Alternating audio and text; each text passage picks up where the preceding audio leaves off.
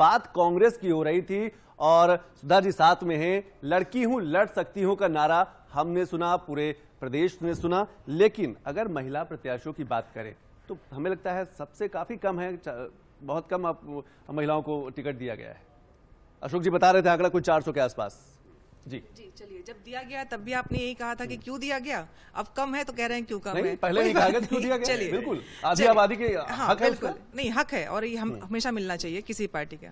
अभी आपने जो ये 6 लोग जीते हैं उनको बधाई देती हूँ मैं जो जीते हैं, लेकिन एक बात बताना चाहती हूँ और जरूरी है दर्शकों के जानना ये कि बरेली में उमेश गौतम जी जीते हैं, बहुत बधाई उनको। लेकिन आप जानते हैं चुनावी हलफनामे ने लिखा क्या है? यूनिवर्सिटी है इनके पास, चॉपर से चलते हैं, लेकिन शपथनामे में लिखा है कि इनके पास गाड़ियां नहीं है।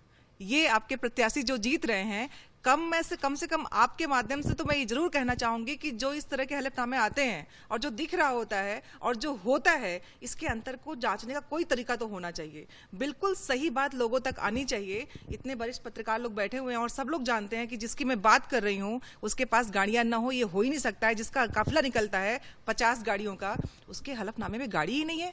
तो ये प्रत्याशियों की जीत भले ही हो, अब प्रत्याशी तो प्रत्याशी थे और जैसे भी हो, लेकिन कांग्रेस इस सच्चाई को जनता तक ले आएगी कि ये झूठ जो दिया कुछ और जाता है, होता कुछ और है, और उसको दिखा के जिस तरह जनता को बरगलाया जाता है, इस सच और झूठ के बीच के भेद को हम जनता तक ले आएंगे। बिल्कुल, लोकतंत्र की यही खूबी है कि जो विपक्ष है वो सवाल खड़ा करे सरकार पर, सरकार के काम पर, और इसीलिए लोकतंत्र में जो चुनाव है वो उसको पर्व की तरह देखा जाता है और जो विपक्ष है वो एक प्रेशर की तरह काम करता है। हमारे साथ राजनीतिक विश्लेषक एक और जुड़ गए हैं, संजय जी। संजय जी, कैसे देखते हैं इस पूरे चुनाव को, क्योंकि सुबह से ही लगातार काफी उठापटक देखी गई, काफी युवाओं की बात हुई, महिलाओं की बात हुई, लेकिन जिस तरीके से अपराध पर अंकुश कसा गया, अर्थव्यवस्था को बेहतर किया गया, और शायद उसी के परिणाम रिजल्ट में दिख भी रहे हैं। संतोष जी, मेरा मानना है कि ये तो it is a time for great political education for everyone, चाहे वो वोटर हो, चाहे वो राजनीतिक प्रत्याशी हो, चाहे सरकार हो, चाहे विपक्ष हो, सबके लिए लोकतंत्र की ये जो बहुत बड़ी बात है, सबको कुछ लेसन्स लेने हैं। इवन विनिंग पार्टी को भी लेना है और जो लूजिंग है उनको तो लेना ही लेना है। लेकिन मेरा यह मानना है कि जो इतनी बड़ी जीत जो बीजेपी जिस ओर बढ़ रही है अपने सहयोगियों के साथ, उसमें मेरा पर्सनल एनालिसिस है, उसमें लीडरशिप का बहुत बड़ी रोल होती है। हम लोग हमेशा पढ़ते आए हैं यथा राजा तथा प्रजा, और अगर आपके पास एक डायनेमिक लीडर है जिसमें एक नो नॉनसेंस एटीट्यूड है, जिसमें एक पूरी तरह से 24 आवर 7x365 या 7x224 कहते हैं, अगर वो कार्य करने की क्षमता है, मादा है, जो अपने लिए कोई आराम का समय जिसने निर्धारित नहीं किया, पूरी तरह से जनता में समर्पित है, तो निश्चित रूप से जनता देख रही है और उसी का लगभग ही कुछ। इसी से जुड़ा सवाल अपने पैनलिस्ट से जरूर लूंगा कि जब आप नेतृत्व की बात करते हैं, जब आप लीडरशिप की बात करते हैं, तो संजय जी एक चीज मैं आपसे समझना चाहूंगा कि जिस तरीके से प्रधानमंत्री नरेंद्र मोदी की एक वैश्विक छवि, उसका भी क्या असर आप समझते हैं इसमें पड़ा, जिस तरीके से मुख्यमंत्री योगी आदित्यनाथ की जो क्राइम के प्रति जीरो टॉलरेंस को लेकर रवैया रहा है, नीति रही, लगातार प्रहार किया, क्या ये जो 2 अलग अलग इमेज बनकर उभरी हैं, इनका भी असर इस निकाय चुनाव पर देखा गया है? बहुत ही बड़ा असर है। देखिएगा, आपको मैं बताऊं कि अगर आप देखें 2014 से पहले देश में एक तरह से, जब मोदी जी का प्रधानमंत्री के तौर पे एक विश्लेषक के नाते मैं बताऊं, तो क्या एक जो कभी भी राजनीति में एक जो वैक्यूम क्रिएट होता है, और वो वैक्यूम जब क्रिएट हुआ और उस वैक्यूम को भरने का काम मोदी जी ने किया, और उसको भरने के साथ साथ उन्होंने क्या किया कि उनकी जो सक्रियता है, सार्वजनिक जीवन में सक्रियता का बड़ा सवाल है, और आपके हस्तक्षेप कैसे हैं।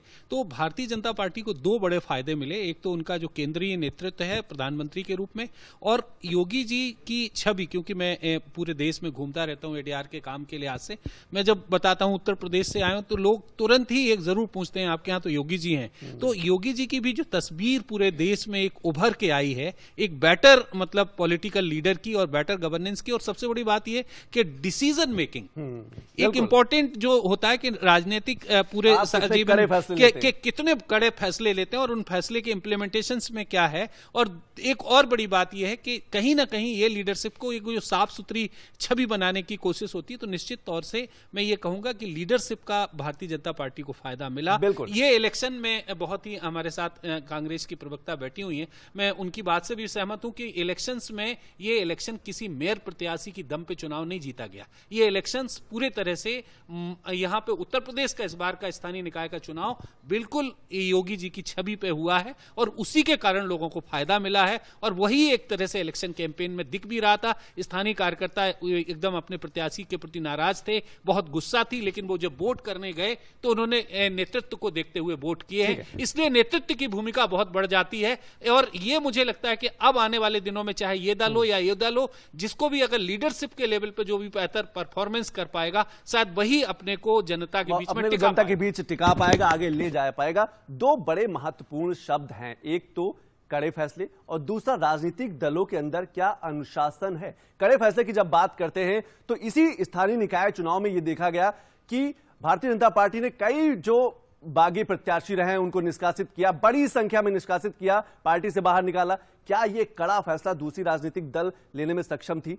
दूसरा, जब हम बात करते हैं अनुशासन की, तो क्या भारतीय जनता पार्टी में अनुशासन ज्यादा है? क्योंकि हम शीर्ष से अगर देखते हुए आए तो यहां पर यह देखने में आता है कि जो राजनीतिक दल है वहां पर कहीं ना कहीं अनुशासन की कमी नजर आती है और इसीलिए बगावत के सुर, चाहे हम कांग्रेस की बात करें, सपा की बात करें, बसपा की बात करें, कई ऐसी बड़ी घटनाएं पिछले 3-4 महीनों में देखी गई हैं। अशोक जी, कैसे देखते हैं जब हम अनुशासन की बात करते हैं, तो क्या आपको लगता है भारतीय जनता पार्टी को इसका भी फायदा मिलता है कि वो एक बड़ी अनुशासित पार्टी है, शीर्ष नेतृत्व ने जो कह दिया वो कह दिया?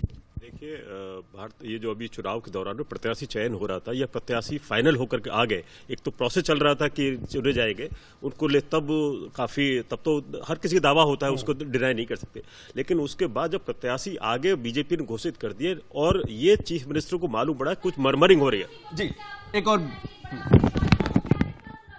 यहाँ पर बढ़ा दी गई है, पीएससी और पुलिस बल को तैनात किया गया है और ये बड़ी जानकारी, भाजपा मुख्यालय पर सुरक्षा व्यवस्था बढ़ा दी गई है, पीएससी और पुलिस बल की तैनाती भी वहां पर कर दी गई है, क्योंकि जिस तरह से 6 जिले भारतीय जनता पार्टी ने अपने नाम कर लिए हैं और इस लिहाज से, सिक्योरिटी के लिहाज से वहां पर सुरक्षा अब भारतीय जनता पार्टी मुख्यालय में बढ़ा दिए गए। निकाय चुनाव में बंपर जीत की और अब भारतीय जनता पार्टी बढ़ती हुई नजर आ रही है। इसको लेकर भी डीडी न्यूज उत्तर प्रदेश की निगाह बनी हुई है। एक एक जिले की जानकारी संतोष हमारे दर्शकों तक पहुंचाई जा रही है। बिल्कुल सही कहा, यानी कि ये कहा जा सकता है कि अब से कुछ ही देर बाद उत्तर प्रदेश के जो मुख्यमंत्री योगी आदित्यनाथ हैं वो कार्यालय पहुंचेंगे, कार्यकर्ताओं से मिलेंगे, क्योंकि जो तस्वीर है वो लगातार साफ होती नजर आ रही है। अशोक जी, अनुशासन, मैं उसको बात कर, जब प्रत्याशी घोषित हो गए और ये लगना भी लगा कि क्लेमर से और उनको नहीं हुआ, जो भी निर्णय हो गया प्रत्याशी उतर गए, तो ये चीफ मिनिस्टर को अपने लेवल में, क्योंकि वो उसका कैंपेन का पूरी तरह से उन्हीं को लीड कर रहे थे,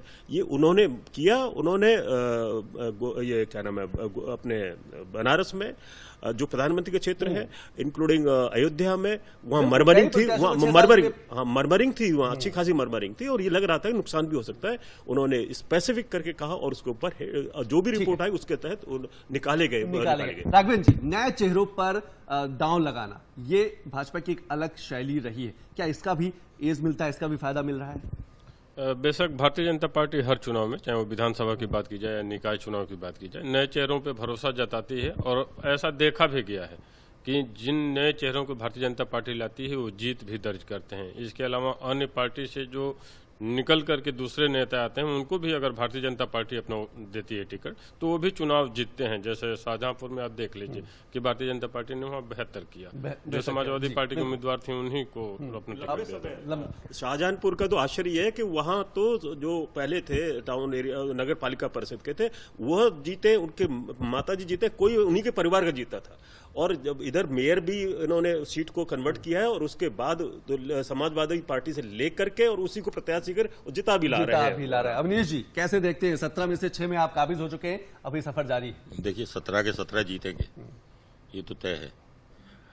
पर क्या ऐसी बात मानते हैं आप कि आखिर जनता इतना आकर्षित क्यों होती है? क्या आपको लगता है योजनाएं अच्छी हैं, मुद्दे अच्छे हैं, लोगों को आप सही तरीके से समझा ले जाते हैं? क्या आप देखते हैं? देखिए बिल्कुल साफ है। एक तो नेतृत्व, हमारा नेतृत्व बिल्कुल साफ है, प्रखर है, सक्षम है और यशस्वी है, कर्मठ कार्यकर्ता, पार्टी का अनुशासन, रणनीति, ये सब जब मिल जाती हैं तो जनता का भरोसा उनकी तरफ बढ़ जाता है। जो योगी जी कहते हैं तो योगी है तो यकीन है, ये नारा बेमतलब नहीं है। और जो नेता कहते हैं उनके कहने पर जनता यकीन नहीं करती, वो कहते कुछ है करते कुछ है। भारतीय जनता पार्टी का नेतृत्व जो कहता है वो करता है। योजनाओं का लाभ नीचे तक संतोष पहुंचाना है तो पहुंचता है। निकाय एक चुनाव और पर हमारी निगाहें बनी हुई है और एक और इस बीच बड़ा अपडेट हुआ है, वो भी अपने दर्शकों को बताते हैं। आगरा में भाजपा प्रत्याशी हेमलता दिवाकर ने बसपा की लता वाल्मीकि को यहां पर पछाड़ दिया है, पीछे छोड़ दिया। आगरा में भाजपा प्रत्याशी हेमलता दिवाकर ने बसपा की प्रत्याशी को यहां पर पछाड़ दिया है। बड़ी जानकारी आगरा से बीजेपी की जो प्रत्याशी है हेमलता दिवाकर, वो 1306 मतों से यहां पर आगे चल रही है, बढ़त बनाई हुई है। संतोष, बिल्कुल अवनीश जी, आगरा की बात करें तो वहां बसपा का काफी मजबूत कैडर रहा है, लेकिन वहां भी आपने सेल लगा दी। नहीं, भारतीय जनता पार्टी के पास आगरा था, आगरा फिर दोबारा लौट रहा है हमारे पास। हमारी जीत है मेरठ में, हमारी जीत होगी अलीगढ़ में, जो हमारे पास नहीं थे हम जीत रहे हैं वहाँ, और मेरठ भी लगभग जीत ही गए हैं, घोषणा पर बाकी है। अलीगढ़ में भी हाल है, सहारनपुर का आपके पास नतीजे आएंगे। मैं आपसे जो कह रहा था कि यहाँ कार्यकर्ता बेस्ड पार्टी है, यहाँ विचारवादी पार्टी है, यहाँ सोच वाली पार्टी है, और यहाँ इम्प्लीमेंट करते हैं बिना भेदभाव के। यहाँ जात पात नहीं है, यहाँ धर्म भेद नहीं है, यहाँ क्षेत्रवाद नहीं है, यहाँ पक्षपात नहीं है। और कार्यकर्ता को सेवा ही संगठन जो मूल मंत्र है हमारा, उसकी आदत है, वो जनता के बीच जाने की आदत है, जनता की सुनते हैं। जनता अगर किसी बात से नाराज होती है तो उसकी भी सुनते हैं। हमारे नेता भी जाते हैं, बड़े नेता भी जाते हैं। एक जो बड़ी पार्टी है, जो मुख्य विपक्षी दल है, उसके बड़े नेताओं को तो ये गुमान ही था कि हम उपचुनाव नहीं लड़ते, हम उपचुनाव में प्रचार करने नहीं जाते, ये बड़े गुमान से कहते थे।